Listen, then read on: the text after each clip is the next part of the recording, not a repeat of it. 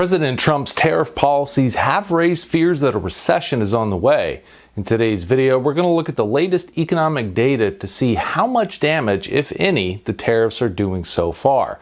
Let's get into it. In my last video on the economy, I said that I would be providing updates as new data comes in to keep you up to date, and that is what we are doing in today's video. One of the biggest concerns with the tariffs is that they will cause inflation. After all, a tariff is in essence a price increase that someone has to pay, whether it's the manufacturer, the importer, or the end consumer. We recently got a lot of price data in from government estimates, so let's get right into it. The first up is the closely watched Consumer Price Index, or CPI. As of April, the annual increase in the CPI came in at 2.3%, its third consecutive monthly decline, and getting closer to the Federal Reserve's 2% target. At face value, this doesn't seem to make a lot of sense. Tariffs were supposed to raise prices, right? So where's the increase? There are a few reasons why we're not seeing one yet. For one, it could be too soon for the higher price on imports to have filtered down into consumer prices.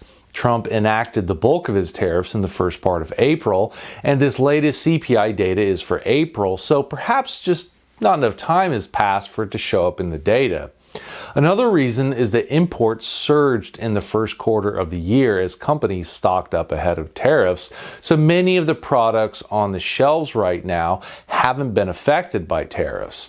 Another data point to keep our eye on is the Producer Price Index, or PPI. The PPI measures the selling prices received by domestic producers for their output. So it's a step up in the supply chain from consumer prices. As of April, the annual increase in the PPI came in at 2.4%, which was also a third consecutive monthly decline. No sign of tariff-induced inflation at this stage of the supply chain either, but it could be for the same reasons. It could be too early for it to show up in the data as the inputs for producing goods were purchased before the tariffs were enacted.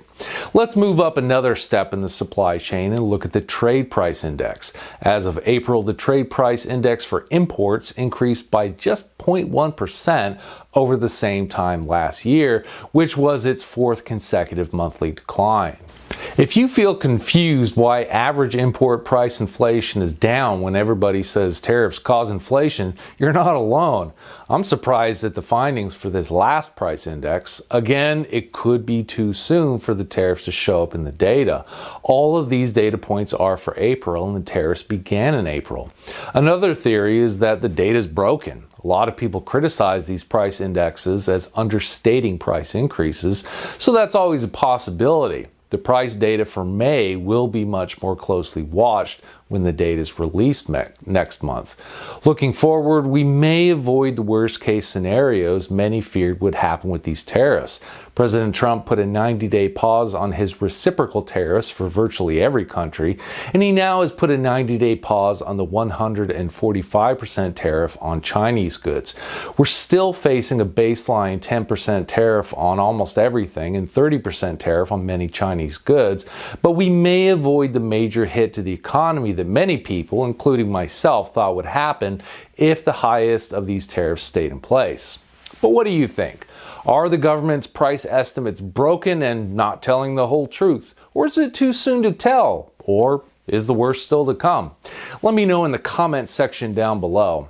If you want to stay up to date on the latest economic data and what it's showing and what to look for in the months ahead, make sure you are subscribed to this channel and hit that notification bell down below so you don't miss my next economic update video when it comes out. If you could do me a favor and hit that like button on the way out, it would be greatly appreciated. Thanks for stopping by. I'll see you in the next video.